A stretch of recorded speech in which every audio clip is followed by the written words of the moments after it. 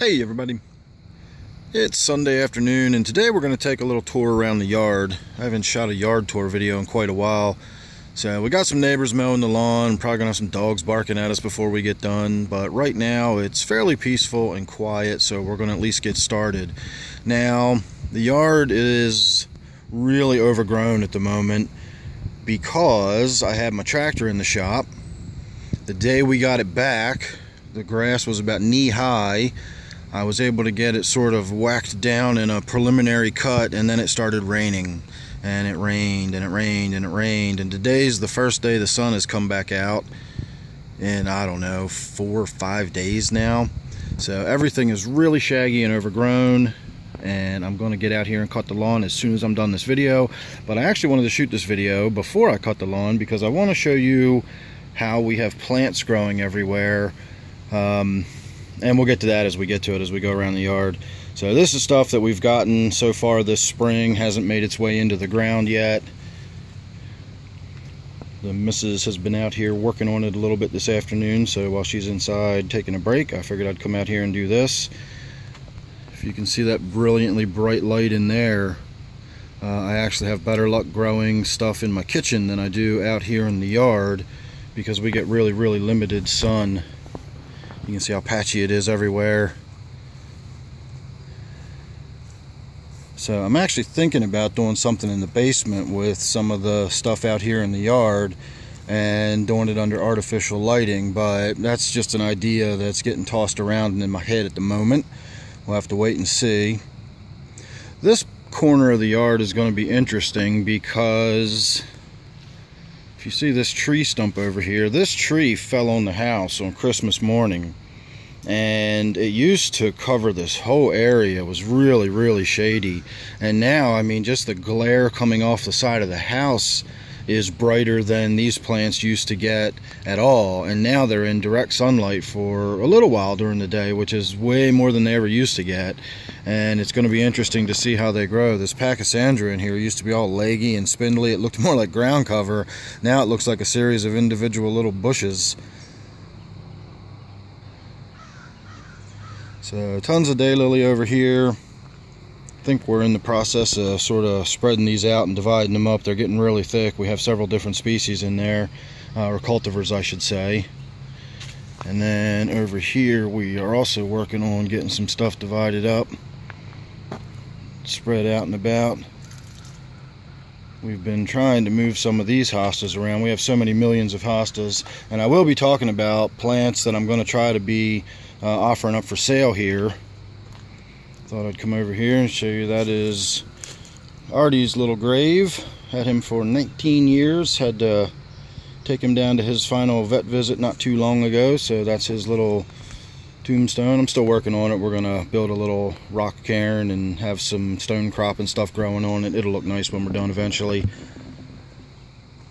So moving on around the yard, away from the more organized beds, I'll say, we have hosta and all sorts of plants that come up just from seed all over the yard, and I mow over them. You see all these hostas? This is nothing compared to how they come up all over the yard. I've got millions of them.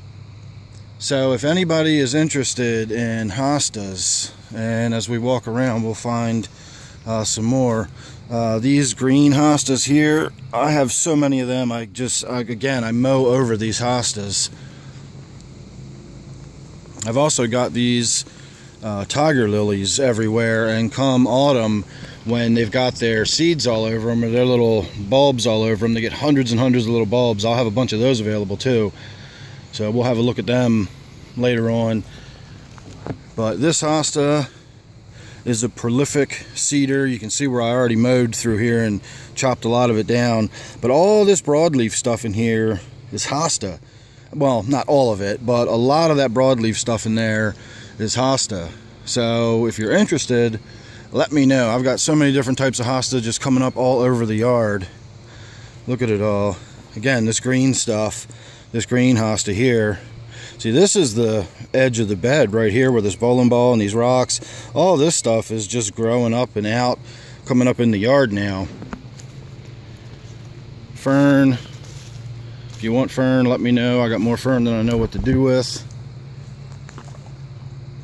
We're actually starting to take the hosta and plug it all over the place, so it's going to just spread in and fill this whole area in.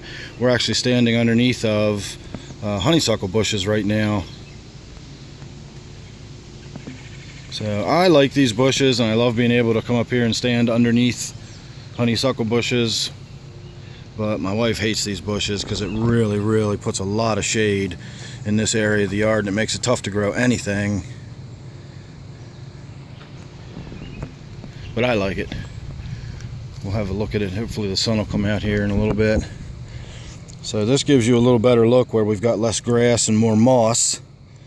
Some of this moss has been in my fish tanks on plenty of occasions. But this variegated hosta, that comes up everywhere. See, look at all this. That's all just weeds. That's all just going to get mown over. Aside from this large one here, all that's just... I may not mow over that, but some of it will get transplanted. A lot of it won't. Look at it all. That's all just from seeds. It just comes up everywhere. This isn't part of a garden or anything. That's just hosta growing in the yard. So this is all garden bed.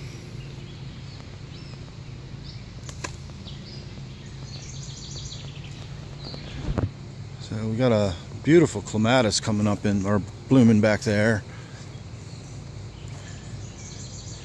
But our burning bushes are getting so overgrown it's hard to see. That's another one, these burning bushes. These things come up like weeds everywhere. We have so many burning bushes. If we come over here, we can look and you get a better look at what the honeysuckle bushes we were just walking underneath look like.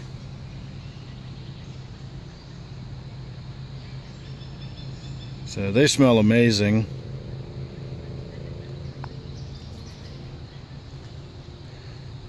Well, we'll go look at that on the way back around. In the meantime, let's head around to the top yard. We're not going to go up there. There's nothing really going on up there. I did plant bamboo up there years ago, and if you see all these spikes sticking up in the yard, this is all runners from the bamboo. I need to come out here and snap these down. The way bamboo grows is that's done. It won't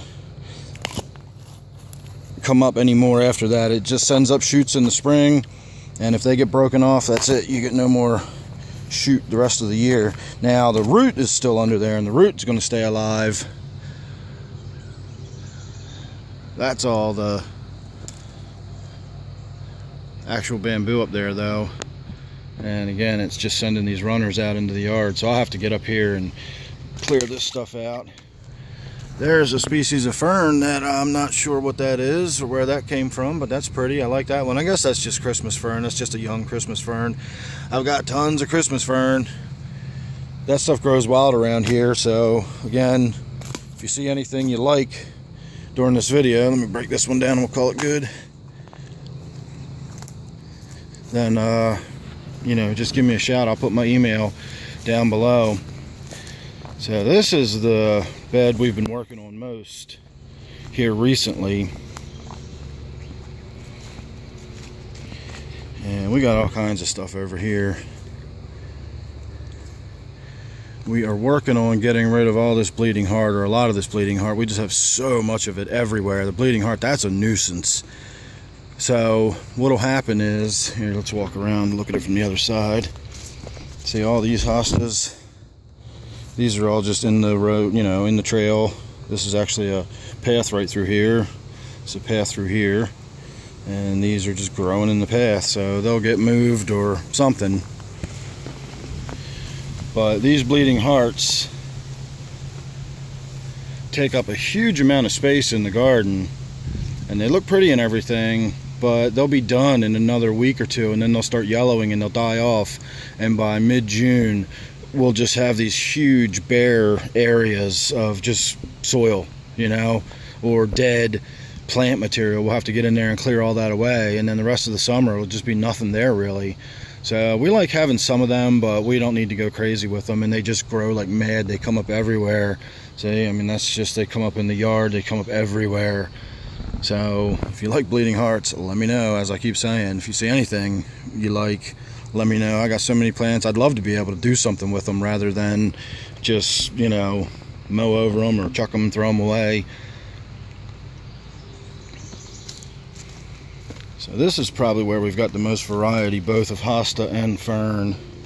We've been steadily trying to incorporate new Hostas and new Ferns over into this side of the yard for the last, I don't know, 6 or 7 years. Down here is the best part, in my opinion. We have a lot of micro Hostas. We have, I don't know, 6 or 7 different species of micro Hostas. These are full-grown Hostas, as big as they get. These are mouse ears. I know these are mouse ears.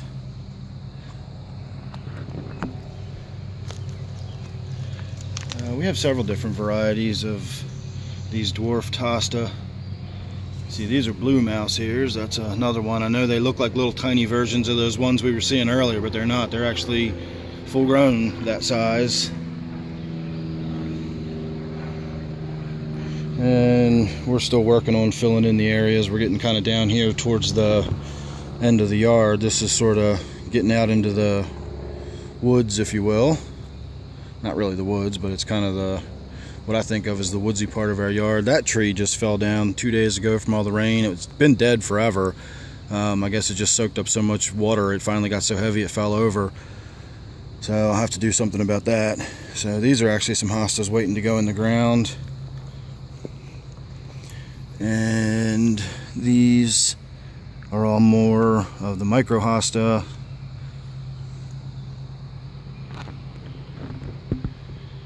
Cats love getting under there and treating these like caves.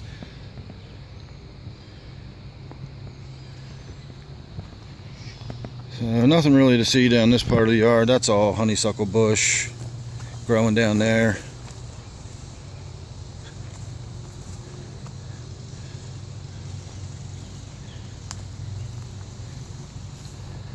And we can call this pretty much the end of the tour.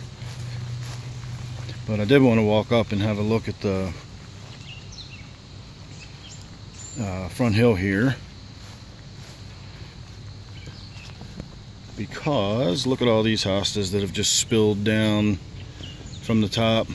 That bag of mulch is actually sitting outside the edge of the garden bed, so all this ground cover, that ground cover grows everywhere. It's a kind of stone crop, and you can literally take a piece, oh, good lord, I could make that into 5 cuttings, and all you got to do is, now it's growing over there. I'm done. It's transplanted, and I've got it growing in that spot of the yard now. So when I mow, and I mow over this, it gets chopped up, and it just keeps spreading and spreading and spreading. It's eating our yard. You can see tons of it all just sort of flowing down the hill. So we're on the cusp of switching over from just not having grass at all, just to having ground cover and moss. The sun tracks across the sky pretty much, you know, right there.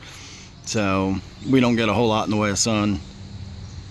But as I said, I'm hoping to do something indoors with some artificial sun here really soon. So look forward to some video of that.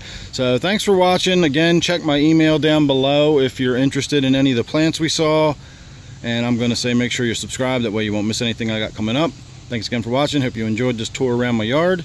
I'll see you real soon in the next one.